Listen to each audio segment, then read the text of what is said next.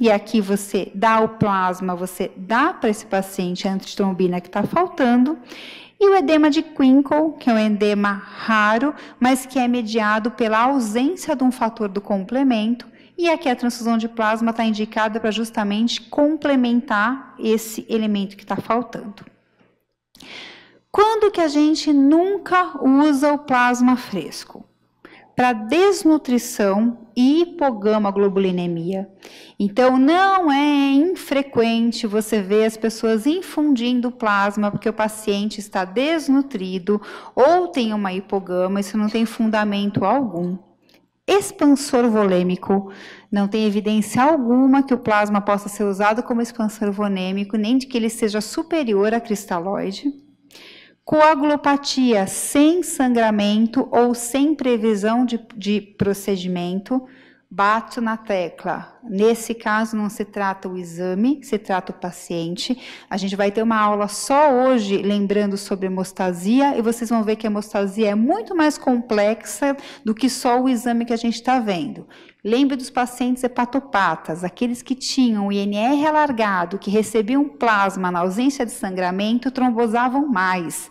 Então, quer dizer, às vezes a gente pode fazer pior para o paciente do que simplesmente não tratar o exame, tratar a causa.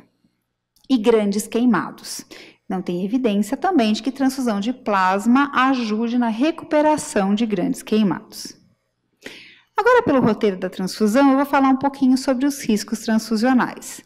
Por que nós somos tão restritivos ou estabelecemos múltiplos critérios para a transfusão de todos os hemocomponentes?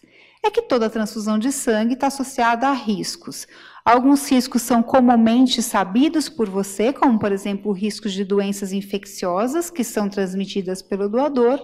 Outros são riscos específicos ao produto. E é isso que eu quero abordar com vocês agora. Existem dois tipos principais de reações transfusionais. As reações imediatas, que são aquelas que acontecem até 24 horas após a infusão do hemocomponente, e as reações tardias, que ocorrem depois de 24 horas e podem ocorrer ao longo de anos. Dentre as reações imediatas, o grande destaque vem para essa primeira aqui, que é a reação hemolítica intravascular. Eu vou explicar um pouquinho melhor cada uma, mas só para vocês saberem, essa é a reação que tem a maior gravidade para os pacientes. As mais frequentes, entretanto, são a reação alérgica, a reação febril não hemolítica, o edema pulmonar não cardiogênico, que é frequentemente conhecido como TRALE, sobrecarga volêmica e contaminação bacteriana. E dentre as reações tardias, os destaques são para a reação hemolítica tardia, que ocorre mais de 24 horas após a infusão, doença do enxerto contra o hospedeiro, púrpura pós-transfusional, sobrecarga de ferro e transmissão de doenças infecciosas. Então, se eu perguntasse para vocês, a maior parte ia lembrar, existem reações transfusionais, vocês iam lembrar imediatamente da transmissão de doenças infecciosas, e o resto ia ser um mundo desconhecido. Então, vamos desbravar esse mundo, porque isso é de extrema importância para todo mundo que indica uma transfusão. Reação alérgica, manifestação mais comum. Você infunde o hemocomponente, o paciente apresenta prurido, pápulas, urticas e, em casos mais graves, dispneia e até edema de glote. O que causa esse tipo de reação? É uma resposta imunológica do paciente que recebe a transfusão a proteínas plasmáticas que estão presentes no hemocomponente. Essas reações elas podem variar desde muito leves até eventualmente fatais. E o tratamento que deve ser dado a cada uma delas também depende da gravidade. Quadros leves são manejados com antihistamínico e corticosteroides. Casos graves de reações anafilactoides devem ser manejados com adrenalina intramuscular. Reação hemolítica aguda. Essa reação é a reação mais grave que pode acontecer numa transfusão. Ela acontece quando um paciente recebe uma transfusão de hemácia ABO incompatível. É caracterizada por um quadro de hemólise intravascular hemoglobinúria, coagulação intravascular disseminada e insuficiência renal. Qual é o quadro típico? O paciente começa a receber a transfusão, na maior parte das vezes é um paciente de tipo O, que recebe uma bolsa de tipo A. Imediatamente após o início da transfusão, ele se queixa de dor no local do acesso, dor nas costas e rapidamente evolui para um quadro de hipotensão, insuficiência respiratória, aquela hemoglobina que é liberada da hemólise deposita no rim, insuficiência renal aguda e hemoglobinúria. A gravidade do caso é diretamente proporcional à quantidade de hemocomponente incompatível transfundido. Então, se vocês não percebem rapidamente que há uma reação hemolítica aguda, o paciente, quanto mais receber de sangue incompatível, maior o risco dele evoluir para um quadro fatal. Se reconhecido precocemente, os estragos eles podem ser pequenos. Lembrando que a principal causa de reação hemolítica aguda é a infusão do hemocomponente errado no paciente errado. Isso pode se parecer uma situação absolutamente surreal, mas nós temos hoje aproximadamente 4 casos por ano de reação incompatível no Hospital das Clínicas. A maior parte das vezes se deve a erro humano. Então, houve a instalação do hemocomponente errado no paciente errado, ou houve troca de amostra no banco de sangue e determinação errada do tipo do paciente. O reconhecimento precoce, ele passa por primariamente checar se aquela bolsa era destinada àquele paciente. E, mesmo se houver a congruência desses dados, essa bolsa deve ser mandada ao banco de sangue, porque a troca pode ter sido feita lá. Edema pulmonar não cardiogênico é o Transfusion Related Acute Lung Injury, é o TRALI. O que acontece com esses pacientes? Você infunde o hemocomponente e 6 horas após a infusão, o paciente evolui com quadro de desconforto respiratório e aparecimento de infiltrado bilateral no raio-x. O que medeia esse tipo de reação? São anticorpos anti-HLA que estão presentes na bolsa transfundida. Esses anticorpos, eles ativam os neutrófilos pulmonares e levam a um quadro de inflamação com exudato. O paciente, como eu disse, apresenta em 6 horas após a transfusão um quadro de dispneia, hipoxemia, infiltrado bilateral, e aqui o principal diagnóstico diferencial é com relação à sobrecarga volêmica. O TRALI hoje é a segunda maior causa de mortalidade associada à transfusão e ele deve ser reconhecido precocemente para que seja proposto o tratamento. Não há um tratamento específico. O tratamento é suporte ventilatório, principalmente com ventilação mecânica não invasiva. O que se sabe é que o quadro ele tende a uma resolução espontânea em 48 horas. Entretanto, se ele é muito grave, ele pode levar ao óbito ainda nas primeiras horas. O mais importante aqui, eu esqueci de falar, é que se você erra e não faz o diagnóstico correto, a diferenciação entre sobrecarga volêmica e TRALI, a administração de diurético pode piorar o quadro de TRALI. Então, aqui a diferenciação ela é primordial, porque se você errar, você pode piorar o prognóstico de uma doença que é potencialmente fatal. E com relação à febre após transfusão? Paciente que recebe a transfusão, quer de hemácia, quer de plaqueta ou quer de plasma, e que apresenta febre durante a infusão. Podem estar acontecendo 2 fenômenos distintos. O primeiro é um fenômeno absolutamente benigno que chama reação febril não hemolítica. A reação febril não hemolítica, ela corresponde a uma elevação de temperatura maior do que 1 grau Celsius durante ou até 4 horas após a transfusão. Ela é benigna, mas ela pode ter um quadro muito florido, com febre alta, tremores, que assustam quem está assistindo à transfusão. Por que o paciente apresenta esse tipo de reação? Porque a bolsa armazenada, ela contém, além do que você precisa, que são os fatores de coagulação, a plaqueta, os eritrócitos, ela contém leucócitos. E esses leucócitos, eles liberam citocinas.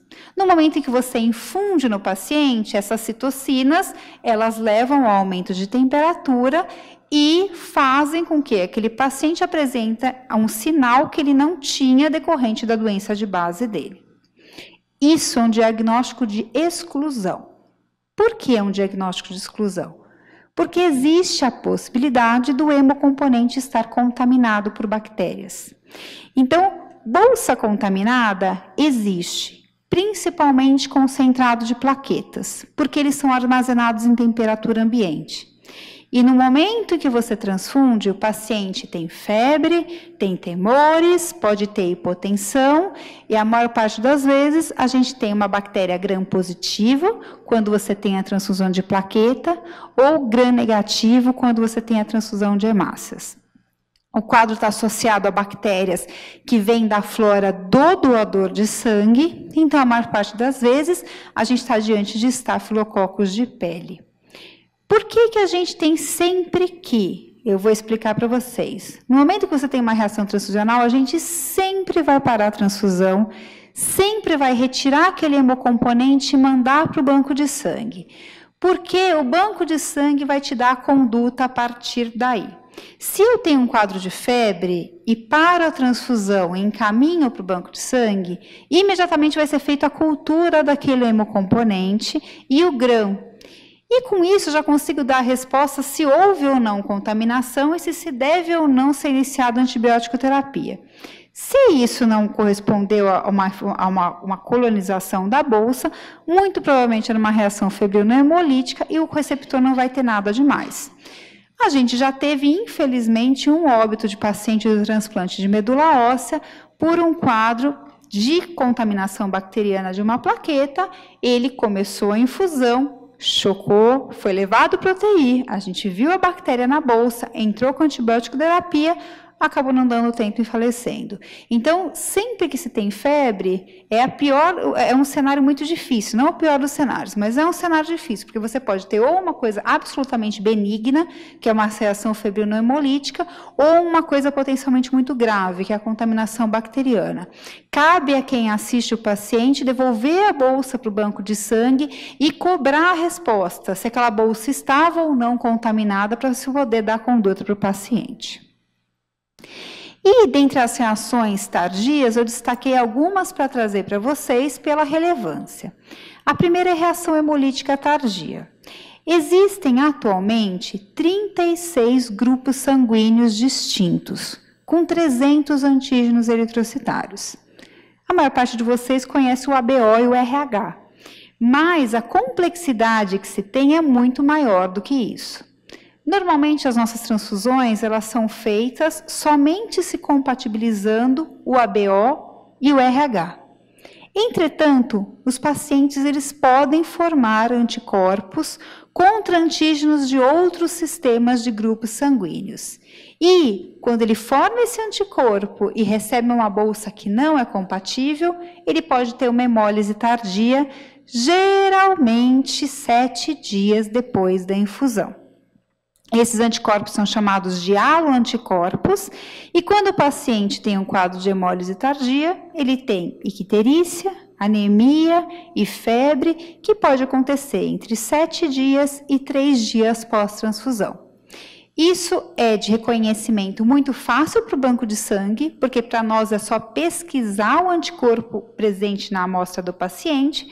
Quem tem que fazer esse tipo de reconhecimento é quem está no pronto-socorro, porque o paciente vai chegar com um quadro de anemia hemolítica de início agudo sem causa esclarecida, e se vocês perguntarem se ele foi recentemente transfundido e a resposta for sim, então esse evento pode estar relacionado à transfusão. E existem as complicações infecciosas, que também são complicações tardias da transfusão. As principais são HIV, hepatite B, hepatite C e HTLV, sífilis e chagas, citomegalo, parvovírus, EBV e doença priônica. Hoje, no banco de sangue, nós fazemos o screening para as principais doenças infecciosas que podem ser transfundidas por sangue. Entretanto, existe uma situação que se chama de janela imunológica, em que, entre o doador ter contato com o vírus ou com a bactéria e desenvolver os anticorpos que são detectados por nós, ele fica numa janela em que ele é passível de transmitir aquilo para a bolsa, sem que nós tenhamos a capacidade de detectar. E apesar disso parecer o cúmulo da má sorte, o indivíduo vir no banco de sangue doar no momento em que ele está na janela imunológica, eu digo para vocês que isso é uma coisa frequente, porque, infelizmente, ainda se usa o banco de sangue para se testar. Então, o indivíduo tem uma exposição à situação de risco, ele vai para o banco de sangue para fazer o teste no intuito de ver se houve ou não uma contaminação, e ele vai justamente no intervalo em que a gente não tem capacidade de detectar a infecção. E, com isso, a gente acaba contaminando os nossos receptores. Não é infrequente a gente ver pacientes com anemia falciforme contaminados principalmente por vírus C, e recentemente a gente perdeu um paciente por HIV agudo que foi contaminado também por uma janela imune. Isso é muito grave e, infelizmente, ainda é a nossa realidade.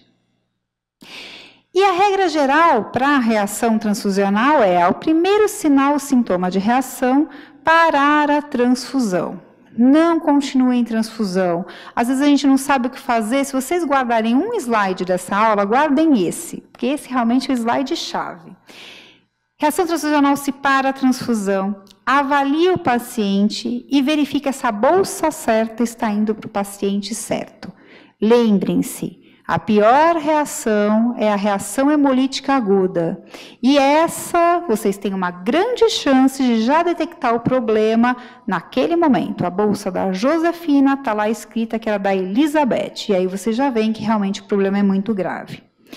Em qualquer reação, você vai mandar a bolsa de volta para o banco de sangue e colher novas amostras. A única situação dispensável da coleta de novas amostras é a reação alérgica. E o banco de sangue vai cuidar de, dependendo da reação, fazer testes adicionais. Então, se a reação é reação hemolítica, ele vai retestar a bolsa para ver se o tipo estava certo e se não houve troca. Se a reação for de febre, ele vai mandar essa bolsa para a cultura e fazer o GRAM para ver se estava ou não contaminada. Então, o envio da bolsa e a cobrança do resultado daqueles testes adicionais é de suma importância no caso de uma reação. E agora eu vou falar um pouquinho da modificação dos hemocomponentes. Eu vou perguntar aqui uma coisa que faz muito tempo que eu não pergunto em aula. Mas quem de vocês sabia que é possível você irradiar, filtrar ou lavar uma bolsa de sangue? Levanta a mão.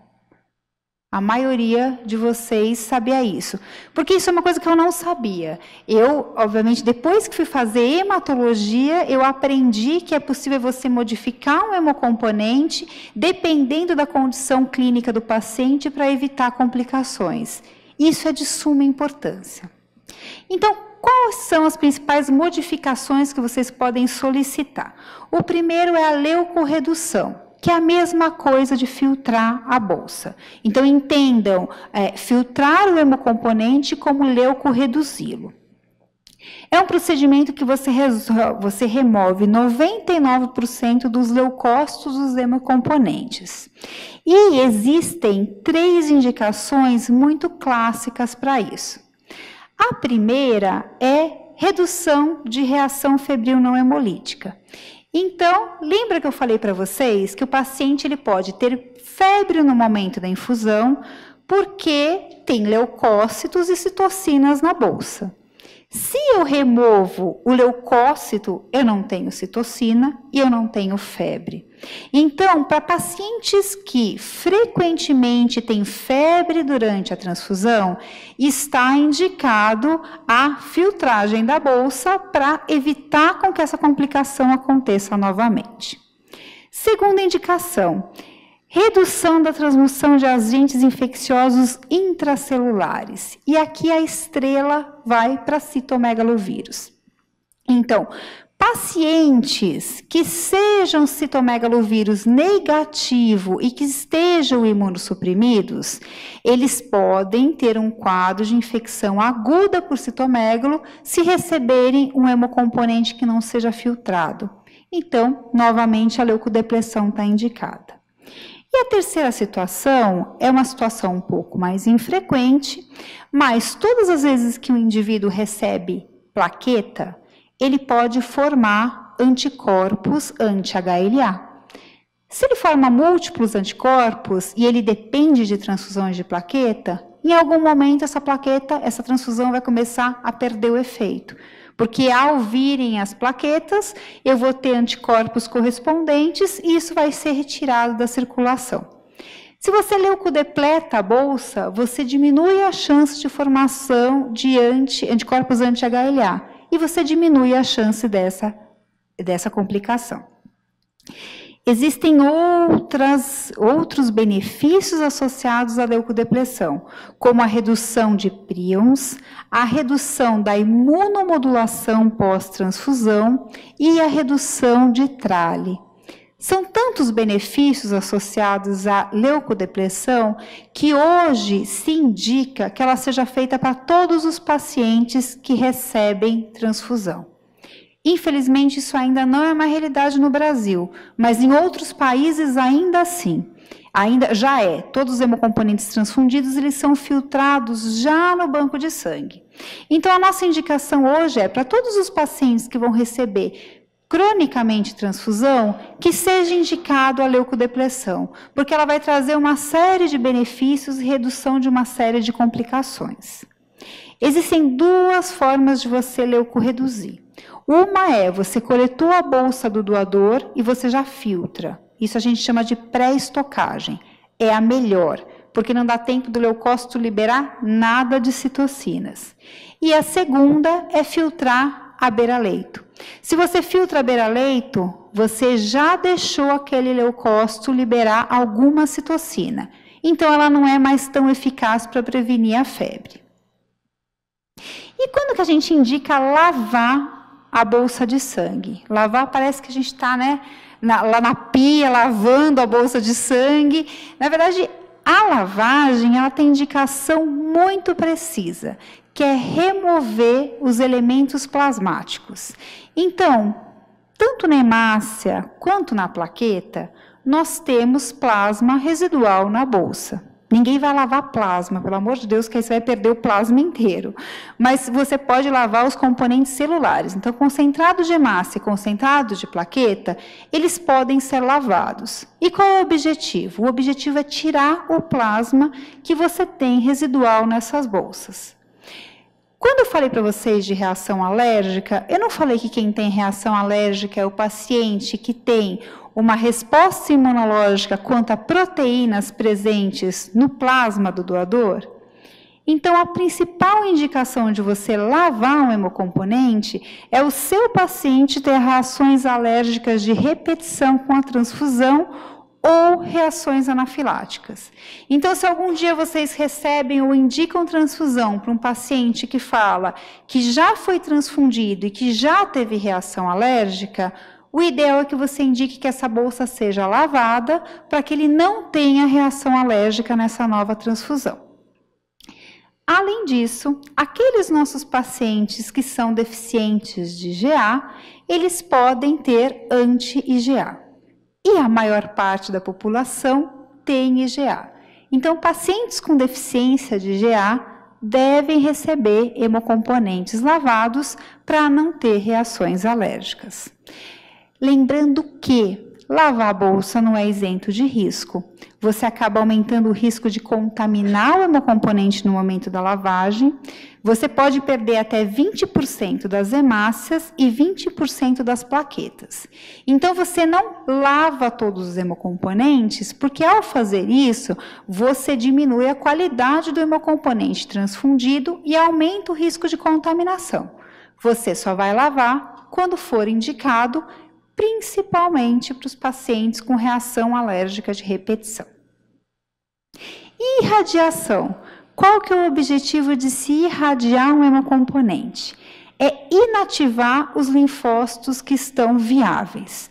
Você faz isso com 25 grays no campo médio da bolsa e você pode usar aceleradores lineares de radioterapia ou equipamentos específicos em banco de sangue para fazer isso. E ele tem um objetivo. E esse objetivo, ele vai aparecer um objetivo não tão importante, mas eu digo que é uma das coisas mais importantes que a gente pode indicar, que é a prevenção da doença do enxerto contra-hospedeiro transfusional. O que é a doença do enxerto contra-hospedeiro transfusional? A bolsa tem linfócitos ativos. Se no momento da transfusão esse linfócito encontra um paciente absolutamente imunocomprometido, ele pode montar uma resposta imune contra os tecidos daquele paciente, porque aquele paciente não tem como destruir aquele linfócito, porque ele está absolutamente imunocomprometido. Ou, se um indivíduo recebe uma bolsa de alguém que tem um HLA muito parecido, aquele linfócito que veio da bolsa pode achar que aquele organismo é dele e montar uma resposta imune contra os tecidos diversos. Então, a doença é caracterizada por um rache cutâneo, pancitopenia e disfunção hepática. Então, é aquele linfócito montando uma resposta imunológica contra praticamente todos os tecidos do receptor e tem uma altíssima letalidade. Praticamente 99% de letalidade associado a essa complicação. Então, a não prevenção é praticamente uma sentença de morte para quem tem o quadro. E quais são as indicações absolutas de radiação? Transfusão intrauterina ou transfusão para recém-nascidos de baixo peso. Transfusão para pacientes com imunodeficiências graves. Transfusão para pacientes com terapia imunossupressora intensa, como transplante de medula óssea, ou quando o hemocomponente vem de alguém HLA compatível ou parente de primeiro grau. Então, isso acontece muito, às vezes a gente pede para vir algum parente doar plaqueta para aquele paciente. Se esse hemocomponente não for irradiado, tem risco dele ser HLA muito símile e de doença do enxerto contra-hospedeiro transfusional. Existem algumas outras indicações que são próprias nossas, mas que a gente sabe em literatura que estão muito bem vazadas, que é quando o paciente usa fludarabina, porque ele tem uma imunossupressão muito importante, ou quando ele tem linfoma de Hodgkin. E quando você recebe a bolsa, é fácil de identificar se ela foi irradiada ou não. Se ela não foi irradiada, ela tem esse indicador, hemocomponente não irradiado. A partir do momento que ela passa para o irradiador, isso daqui oculta e a gente tem hemocomponente irradiado. Por que eu digo isso? Porque a gente contabiliza no nosso serviço um óbito por doença do enxerto contra-hospedeiro transfusional que aconteceu porque estava marcado que a bolsa tinha sido irradiada, mas a etiqueta mostrava que ela não tinha sido irradiada e o paciente que recebeu foi a óbito, era um paciente de transplante de medula. Então, sempre a etiqueta deve ser checada em quem está instalando a bolsa. E aqui eu mostro um site que eu achei muito interessante, que dentre os bancos de sangue do Japão, que eles mostram que sangue de parente mata. E por que sangue de parente mata? Sangue de parente mata, na verdade, porque se você tem um parente de primeiro grau doando uma bolsa diretamente para o paciente, você pode ter um HLA muito símile e o risco de doença do enxerto contra-hospedeiro é alto. Então, parente de primeiro grau, sempre bolsa irradiada.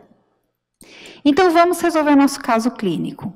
Eu tinha um paciente oncológico que estava em uso de fludarabina, estava anêmico agudo e tinha um quadro de hemorragia intestinal. Foi optado por transfundir 2 concentrados de hemácia e 1 concentrado de plaqueta por aférese.